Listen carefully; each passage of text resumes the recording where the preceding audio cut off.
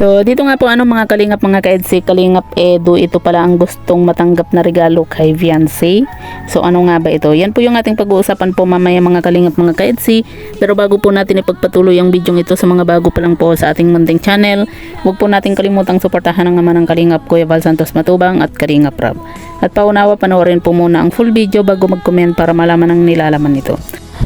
So dito nga po mga kalingap mga ka-EDC, alam ko hindi lang po ako yung excited sa magiging anniversary nga po ng Tambalang EDC, kung saan hindi po natin inaasahan at talagang grabe napakabilis po ng panahon nga po at yan nga po mga kalingap mga ka-EDC, isang taon na nga po na mag-love team nga po itong si Kalingap Edu at Viancy, diba? Parang kailan lang po na una po tayong pinakilig nga po ng Tambalang EDC dahil nga po sa Royal, 'di ba? Doon po nag-umpisa ang lahat yung sa Royal na, 'di ba? Yung grabe yung titig po ni Viancy dito kay Kalingap Edu kasi nga po syempre, 'di ba?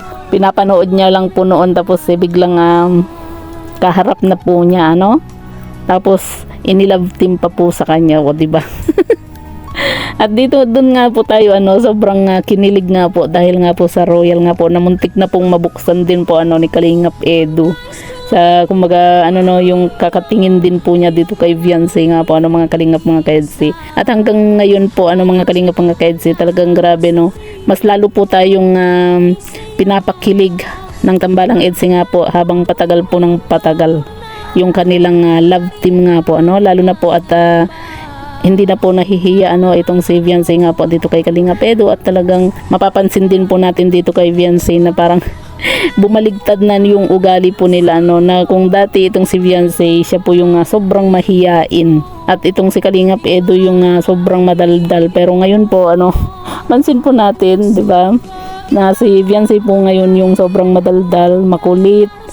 Tapos itong si Kalingap Edu na po yung natatameme nga po dahil nga po sa mga banat nga po na salita ni Viancy dito kay Kalingap Edu. At ayan nga po mga kalingap mga ka-EDC, excited na nga po tayo sa magiging anniversary po ng Tambalang EDC.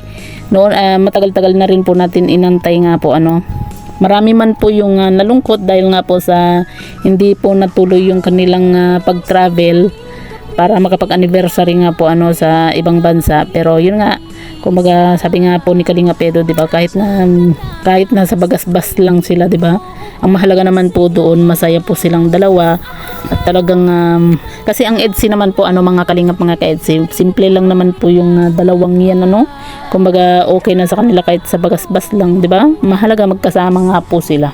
At yan nga po mga kalingap mga ka-EDC, ang gusto nga pong maging regalo nga po ni Viancy dito kay Kalingap Edu, yung present lang daw po ni Viancy, di ba?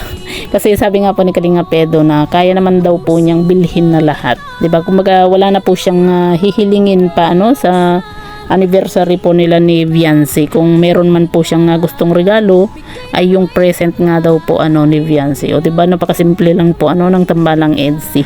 At yan nga po mga kalingap mga ka-EDC, excited na nga po tayo sa kanilang anniversary. At alam ko talagang pinaghandaan din po yan ni Kalingap Rab nga po At excited na rin po tayo kung ba yung magiging regalo nga po ni Kalingap Edu dito kay Viancy. Ganun din po itong si Viancy nga po kay Kalingap Edu.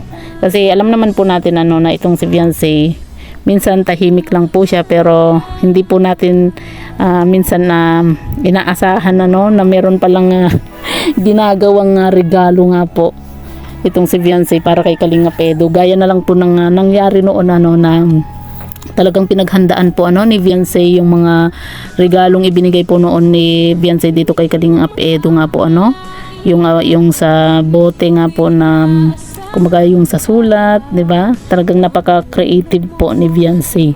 Kumbaga halos na sa kanya na po lahat maganda, sexy, matangkad, 'di ba? Mabait, pa ba, mapagmahal sa pamilya, tapos masipag sa pag-aaral, 'di ba? Tapos napaka-creative din po niya. Kaya nga po maging itong si Kalingap Rab, sobrang bilib dito kay Viancy nga po. Dahil nga po sa hindi niya inaasahan na ganun po ka-creative nga po itong si Viancy. At yan nga po mga kalingap mga ka-EDC, ano po yung sa tingin po ninyo na ireregalo din po ni Kalingap Edu dito kay Viancy nga po sa kanilang anniversary?